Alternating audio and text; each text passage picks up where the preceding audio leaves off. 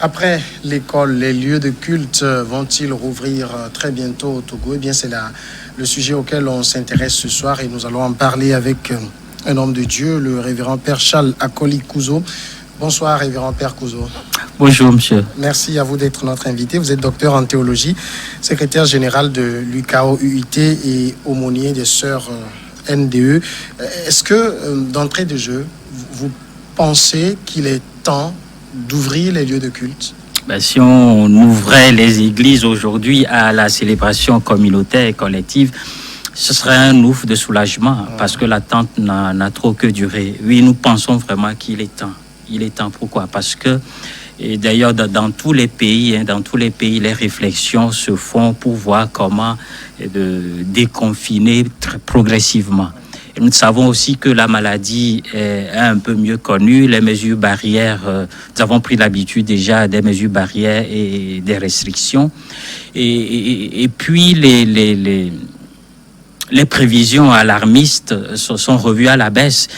Et donc nous pensons que ouvrir progressivement les églises, les célébrations, le culte liturgique à la participation des fidèles, progressifs des fidèles, est une bonne chose. Je crois qu'il est temps de le faire. Jeudi dernier, il y a eu une rencontre entre le ministre de l'administration et les religieux. La question a été évoquée, les mesures barrières et tout ont été évoquées. Finalement, tout ce qu'on attend maintenant, c'est qu'une date soit fixée. Est-ce que vous, au niveau des religieux, vous êtes prêts à accueillir des fidèles dans ces conditions d'application des gestes de barrière? Oui, vous savez, l'Église catholique, pour sa part, elle n'est pas née hier, vous comprenez. Et la gestion des foules, les pèlerinages, les JMJ, nous sommes habitués à ces genres de situations. Nous sommes quand même un peu ordonnés. Et je crois qu'on peut nous faire confiance en la matière. Alors, mais ce que nous aurions souhaité, et du moins à Lomé, c'est que l'annonce de la date de la réouverture et l'effectivité même de cette réouverture, qu'il y ait au moins une semaine, ne serait qu'une semaine, pour sensibiliser les fidèles, les prêtres, les fidèles, et puis pour prendre certaines mesures. Sinon, la réflexion se fait depuis longtemps, sur la manière dont on peut permettre la participation des fidèles à la célébration avec le respect des mesures barrières. Pour vous, si on disait demain, vous êtes prêt? Si je suis curé de paroisse, si on me dit demain, voilà, vos églises seront ouvertes, je sais les mesures que je peux prendre. Je sais les mesures que je peux prendre. Et comme je le disais tantôt, la réflexion se fait depuis longtemps. Puisque c'est notre vie, la célébration quotidienne. L'Église vit de l'Eucharistie. C'est l'Eucharistie qui fait l'Église. Si bien que depuis longtemps, nous étions, du moins dans la réflexion, nous sommes prêts à voir la façon dont les choses vont reprendre progressivement. Vous l'avez dit, on a un exemple, c'est chez nos voisins de l'Est, le Bénin. Les lieux de culte ont rouvert depuis le 2 juin. Et pour ce qui est, par exemple, de l'Église catholique, les célébrations eucharistiques, on a dû les multiplier. Par exemple, au lieu de 3 célébrations dans la journée, on est passé à 8 célébrations. Par banc, ils n'admettent que 3 avec des masques et tout. Ces dispositions vous semblent les meilleures pour les fidèles? Est-ce que ce n'est pas un peu trop contraignant, finalement? D'ailleurs, pour la petite histoire, c'est des choses que nous disions depuis longtemps, dès le début, qu'on aurait pu peut-être nous permettre, par exemple, de multiplier les célébrations. Lomé ne manque pas de prêtres. On aurait pu, au lieu de 4 mettre les dimanches, on peut faire 6, 7. Pour faire en sorte que l'église ne soit pas toujours remplie. À Lomé, par exemple, ce qui serait raisonnable, c'est que les églises soient remplies, par exemple, au tiers. Nous avons de grandes églises à Lomé et cela peut nous permettre justement de respecter les mesures barrières et de faire en sorte que la célébration soit confortable et moins dangereuse pour tout le monde. Finalement, mon père, est-ce que le temps de fermeture des églises n'a pas été un temps de dure épreuve pour la foi de vos fidèles? Dure épreuve sur 2 plans. Sur le plan de la pratique religieuse et disons-le, et sur le plan économique aussi.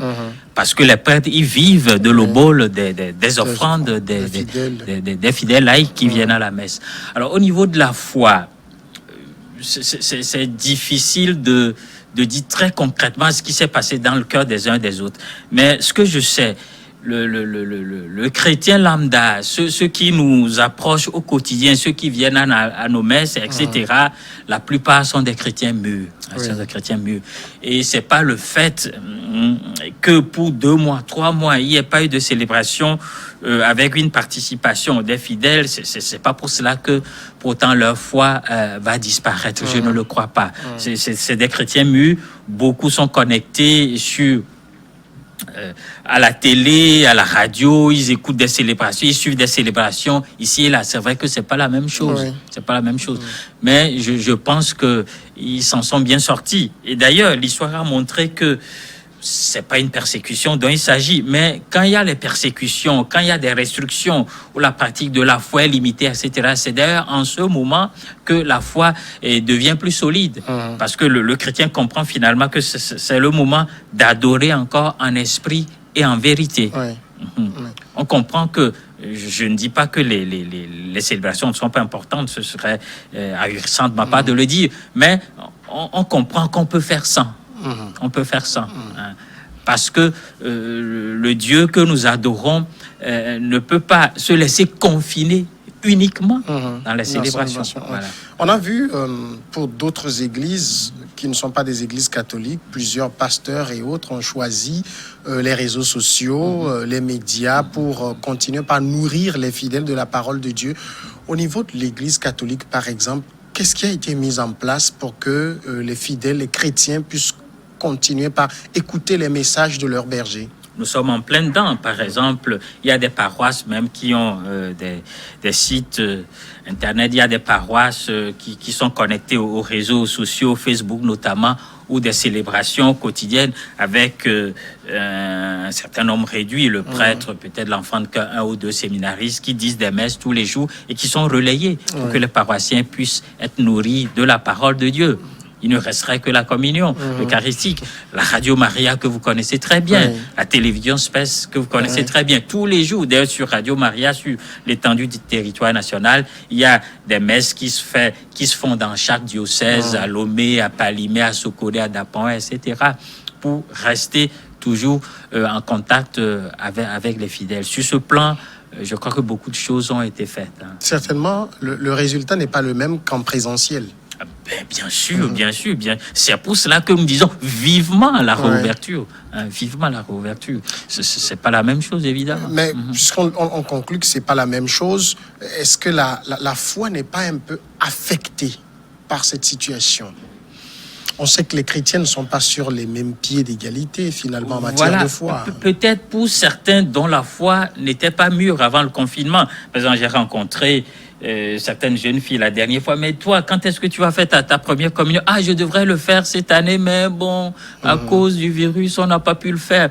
Alors, cette gamine, je ne sais pas l'impact que cela peut avoir sur sa foi. Mais comme je vous l'ai dit, les chrétiens adultes, ceux qui viennent au quotidien à nos célébrations, ils peuvent se sentir un peu malaisés une fois en passant, mais quand même, leur foi ne va pas disparaître. Je ne le crois pas. Je ne le crois pas. Au contraire. Alors, puisqu'on évoquait d'entrée d'émission la question de la réouverture, et vous le disiez, l'Église catholique a une longue expérience, vous êtes prêts pour cela.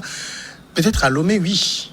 Mais à l'intérieur, qu'en est-il? Parce qu'aujourd'hui, le mal, si je ne m'abuse, sur tous les districts sanitaires quasiment ont été touchés. Il n'y a que 2 préfectures sur les 39 qu'on a, qui n'ont pas été touchées. L'intérieur n'a pas les mêmes moyens que Lomé. Comment on fait pour organiser tout cela? Oui, d'abord, ce n'est même pas une question de moyens matériels. Mais c'est juste le bon sens.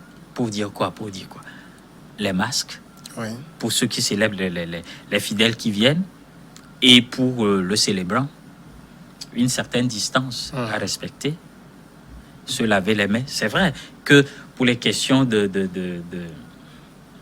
gel hydroalcoolique ou même du savon, dans certaines contrées de notre pays, c'est peut-être difficile de les avoir. Nous sommes un pays pauvre, il faut le dire.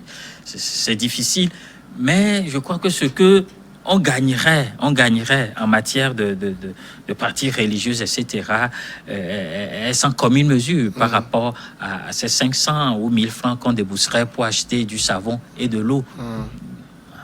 Mais il y a certainement un certain nombre j'allais dire, d'actes, d'expressions de foi qui doivent être bannis pour cette période que dure la maladie. Absolument, absolument. Ce que nous avions déjà commencé par faire avant même que le confinement, l'état d'urgence sanitaire ne soit décrété. Bon, moi, je me souviens quand cette histoire avait déjà commencé, avant même que les masques ne soient obligatoires pour les célébrations. Personnellement, j'avais commencé par porter les masques. Oui. Et parce qu'en tant que prêtre, nous sommes des éducateurs aussi. Cela a permis aux gens de se rendre compte que c'est vraiment sérieux. Oui. Mais il joue de la comédie, le prêtre. Non, non, non, pas du tout. C'est sérieux. Il est en train de faire passer un message. Et donc, le masque, par exemple, pour la célébration, faire en sorte aussi que moi, quand je célèbre, je me lave désormais au moins 3 fois les mains. Une fois que tu viens à la sacristie, tu te laves les mains. Avant l'offertoire, c'est-à-dire au moment où tu vas manipuler les oblats, Oui. ce qui va être changé en corps et en sang du Christ, on lave les mains. Et avant la communion, une fois que je communie, quand je veux communier, faire communier les autres, je lave encore les mains. Voilà. Et depuis longtemps, on ne fait plus le baiser de paix. D'ailleurs, dans notre liturgie, quand vous voyez très bien les rubriques, le geste le fait de se donner la main, de se saluer pour transmettre la paix n'est pas obligatoire. On dit que là où cela est d'usage et si les circonstances le permettent, les fidèles peuvent échanger la paix du Seigneur. Donc cela aussi est proscrit. Alors les danses pour les processions, quand on fait les quêtes où on se, on est un peu les uns à côté des autres, etc. Tout cela vont être bien évidemment bannis. Et donc faire en sorte que toujours les distances soient respectées. Il y a aussi, à l'entrée d'un certain nombre d'églises où on a l'eau bénite, où on peut mettre la main pour se signer. Même avant le confinement, les évêques nous avaient demandé d'enlever ces récipients qui conservaient l'eau bénite. Et depuis, cela ne se fait plus non plus. Mais cela, oui. Vous n'avez pas l'impression que finalement vous célébrez un culte au rabais? Pas du tout. Pas du tout. Alors, une fois que le prêtre, validement ordonné, célèbre l'Eucharistie, prêche la parole de Dieu, explique les Écritures, et prie sur les oblats pour qu'ils deviennent corps et sang du Christ, le culte est à 100% là. Pas du tout au rabais. Peut-être même que cette situation nous a permis à aller à l'essentiel. Vous savez, dans chaque sacrement, il y a le rite, ce qu'on appelle le rite essentiel et le rite complémentaire. Vous savez, par exemple, pour le baptême, j'espère que vous avez une fois assisté à un baptême. Bien sûr. Voilà. Pour le baptême, après, vous voyez parfois qu'on dépose un vêtement blanc sur l'enfant, on lui donne un bougie, on donne aux bougies aux parrains, marraines, etc. C'est des rites complémentaires.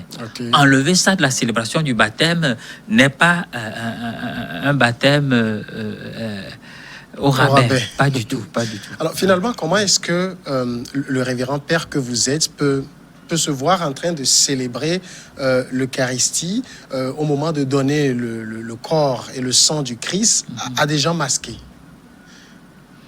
Non, mais au moment de donner le corps du Christ, ils enlèvent leur masque.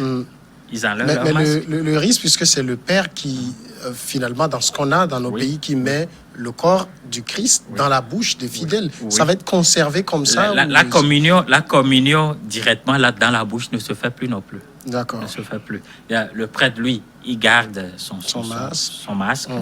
Il se lave soigneusement les mains. On nous a dit au moins 20 secondes. Et parfois, je fais plus. Quand on dit 20, il faut faire 30 pour être sûr au moins d'avoir fait, les 20. Alors, il se lave correctement la main. Il y a une certaine distance entre celui qui vient ou celle qui vient communier. Le prêtre, lui, garde son masque. Et puis, il donne dans la main. Dans la main. Ça passe. Il n'y a pas de risque zéro. Mais, comme disent les gens, nous devons finalement nous habituer à vivre avec ce virus. C'est quand même des choses que vous allez... ces changements qu'on a, bon, peut-être vous le dites, il y a des rites qui sont complémentaires, donc qui ne sont pas, j'allais dire, indispensables à la célébration eucharistique, mais pour beaucoup de fidèles qui sont déjà habitués à les voir, à les vivre tout le temps, et qui l'ont associé forcément à la célébration, vous allez leur expliquer d'abord le bien fondé de ces changements et en quoi ça n'impacte pas l'Eucharistie? On a même eu déjà le temps de le leur expliquer. Comme je vous l'ai dit, avant même que les églises soient totalement fermées à la participation des fidèles, nous avions déjà commencé au début de la pandémie, commencé par observer ces rites, ces restrictions-là. Oui. Les évêques de la conférence des évêques du Togo avaient fait sortir des mesures pour pouvoir expliquer, enfin, pour pouvoir vivre nos célébrations sans risque de contamination. Donc, ils sont déjà habitués. Tout ce qu'ils attendent, qu'on ouvre et puis qu'on continue. Quel a été, je veux parler précisément de l'Église catholique, votre rapport aux côtés des pouvoirs publics dans, j'allais dire, dans la lutte en ces périodes de pandémie? D'abord, cette émission, vous le savez, c'est pas la première fois que je viens sur votre plateau.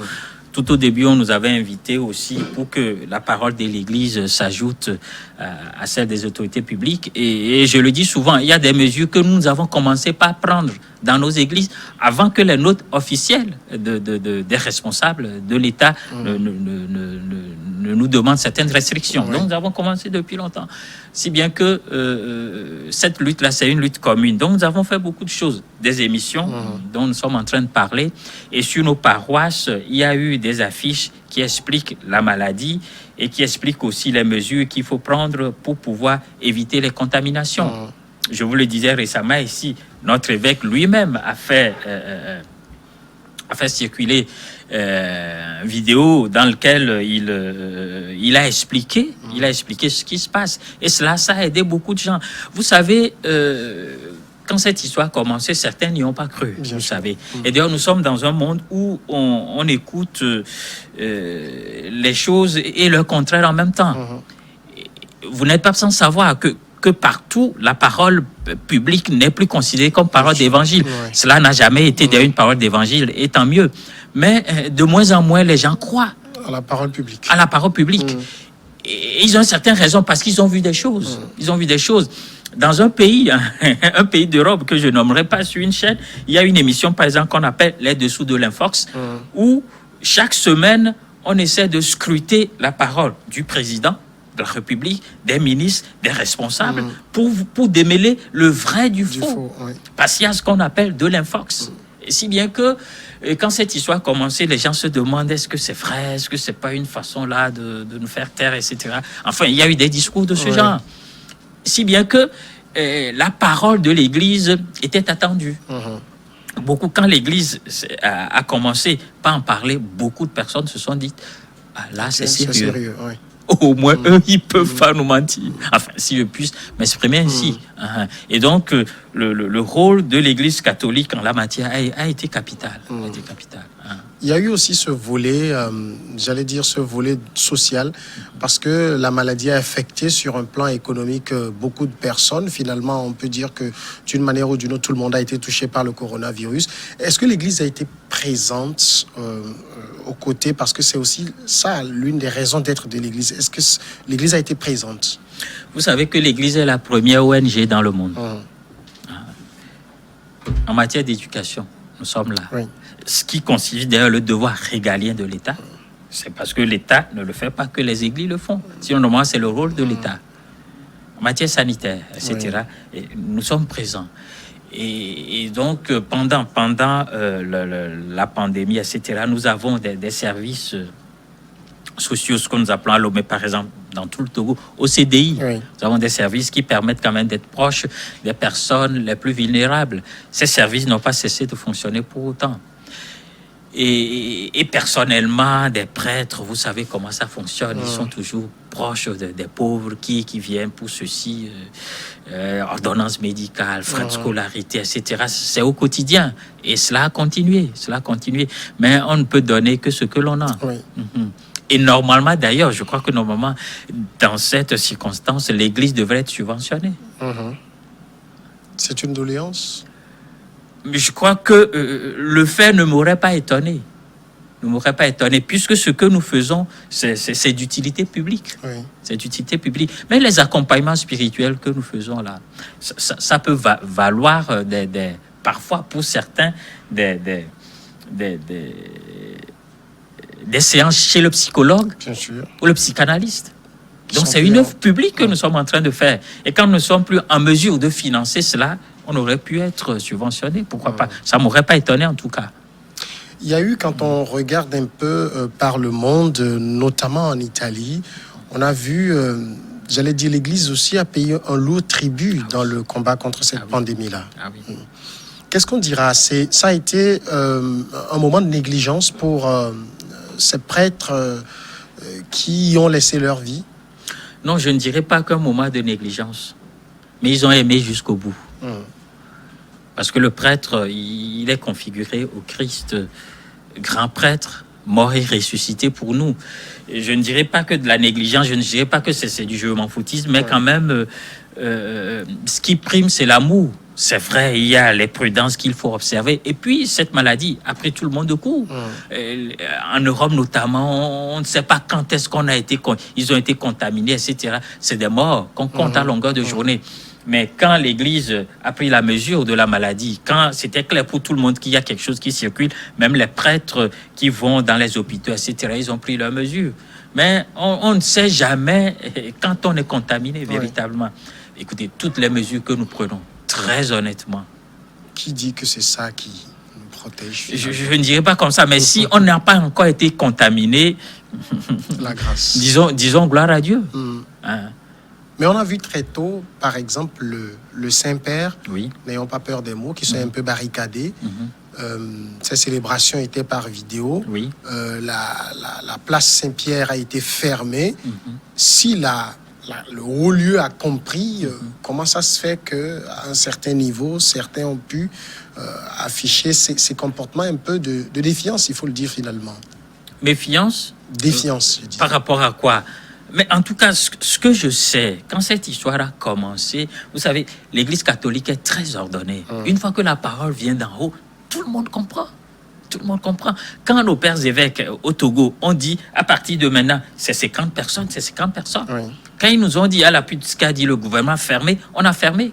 Moi, je ne vois pas là où il y a eu de défiance par rapport à ces mesures qui sont prises. En tout cas, dans l'Église catholique, j'en vois pas.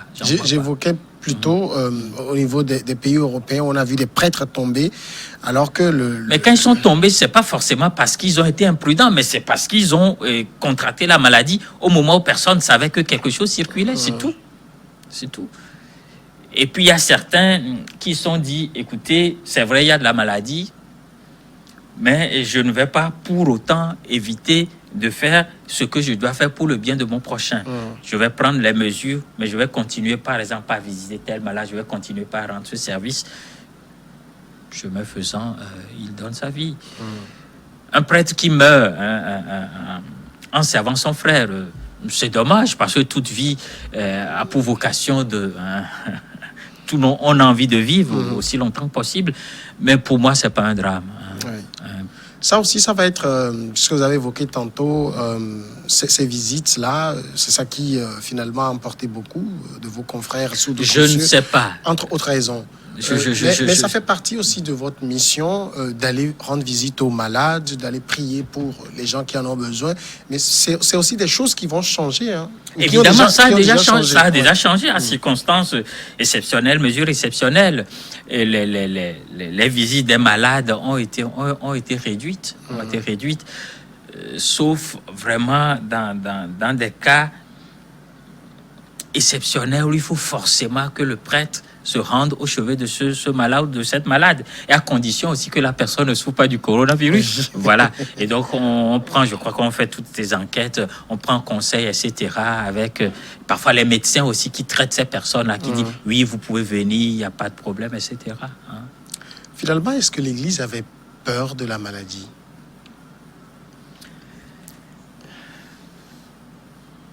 On a vu des gens mourir. On a vu des gens mourir.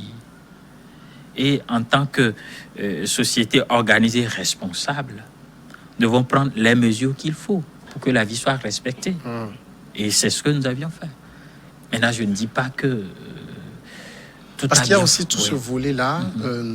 C'est la maison de Dieu. Vous êtes un prêtre ordonné au service de Dieu, qui a l'onction de Dieu sur lui et qui doit prier pour chasser la maladie.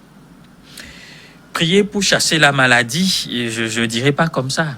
Prier pour que si Dieu veut, que Dieu nous en préserve et qu'il nous guérisse. il y a un volet qu'on oublie souvent, c'est que dans notre credo, nous disons, je crois au monde visible et invisible. Je crois en la vie éternelle. Et donc, nous croyons que tout ne se joue pas ici. Et je le crois à Dieu comme fait, qu'il y a une vie plus belle que celle-là, après la mort. Si bien que, je ne dirais pas que nous banalisons cette vie, non. Si bien que pour nous, la mort n'est pas le dernier mot. Si bien que la peur de la mort ne peut pas nous paralyser, quoi. Au contraire, nous savons que c'est un passage pour l'autre vie, mais ce n'est pas pour une raison pour ne pas la préserver ici. Révérend Père Couzeau, avez-vous un mot à l'endroit de vos fidèles avant qu'on puisse aller à la fin de l'émission? D'abord, leur dire que, selon les informations qui nous sont parvenues, que les autorités publiques ont été très attentives aux doléances des responsables des cultes qu'ils ont accueillis, et que nous espérons que très prochainement, les églises vont s'ouvrir. Et comme je l'ai dit, cela ne va pas s'ouvrir, cela ne va pas se faire comme avant. Il y a beaucoup de mesures qui vont être prises. Les masques, voir la capacité des églises pour faire en sorte que ça soit rempli au moins le tiers. Il faut qu'ils soient prêts, quoi. Il faut que les fidèles soient prêts à accepter toutes ces mesures-là. Et de prier aussi pour que Dieu éloigne de nous vraiment définitivement ce mal. Et le Christ est vivant. Il est vivant. Et donc, c'est notre espérance. C'est notre foi.